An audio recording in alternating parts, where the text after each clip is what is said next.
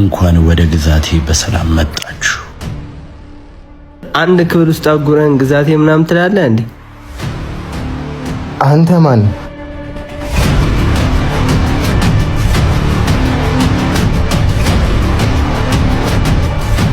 ኧረ ፎቶዬ በቃ ፈመስኩ።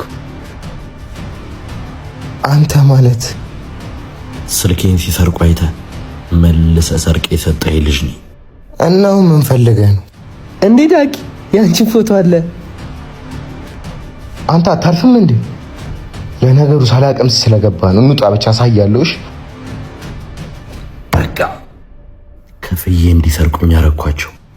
ከዛም አንተ የምታስመለስበትን ፈተና አዘጋጀው። አንተም አላሳፈርከኝም።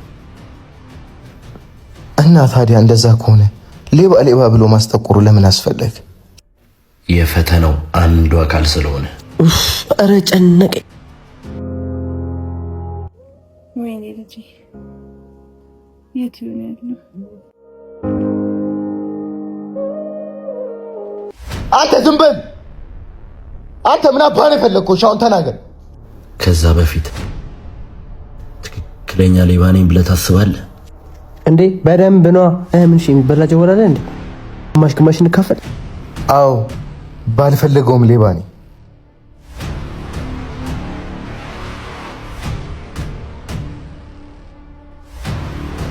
እንዳይመስልህ። ምን እሺ ነው? ዳጊ ነው የምትናገረው? አንቺ ትፈጥኛለሽ ልበል? ምን ነው ደበረ እንዴ? ኧረ በፍጹም። አንተ ተረጋጋ እያልኩ እንዴ? ወይኔ በህፃኑ ሀብሌ።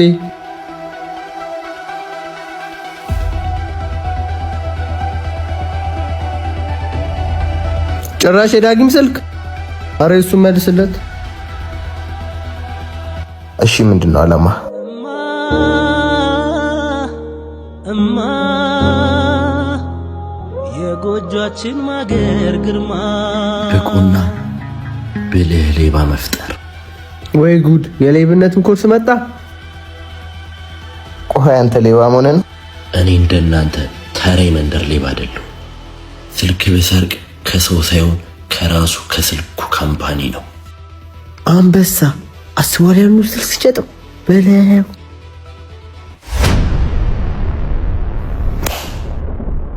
ምንም ሲያሞግሰኝ አልወድም፣ እንዲያሞግሰኝም አልፈልግም። እሺ አሁን ፍታን። አራ መስልካለሁ እንዴ? ዘለክ ላይ ልትወጣ? እሺ ምንድን ነው የምትፈልገው ከኛ? ምን እንርዳ? አየህ እንዲህ ነው የበሰለ ሰው አነጋገር። ስለዚህ ወደ ጉዳያችን እንግባ። እናንተም ገንዘብ ለማግኘት እኔም አንድ ደረጃ አቅሜን ለማሳደግ አብረን እንሰራ እፈልጋለሁ። ተስማምተናል።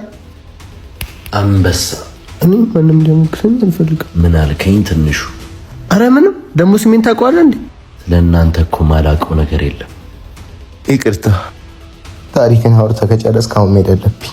ስብሰባዬን የሚያቋርጥ ሰው አልወድም። እኔም በእናቴ ላይ የሚቀልድ ሰው አልወድም። በእናትህ ቀልድ ካልፈልግ የምልህን ነገር ማድረግ አለብህ። አይገባም እንዴ? እናቴ ታማለች እያልኩ ነው። እናትህ እንደታመመች አውቃለሁ። በዚህ ሰዓት መድኃኒት እንኳን የሚያቀብላት ሰው እንደሌለ አውቃለሁ። ምናልባትም እኮ ህይወቷ ሊያልፍ ጥቂት ደቂቃዎች ቀርቷል።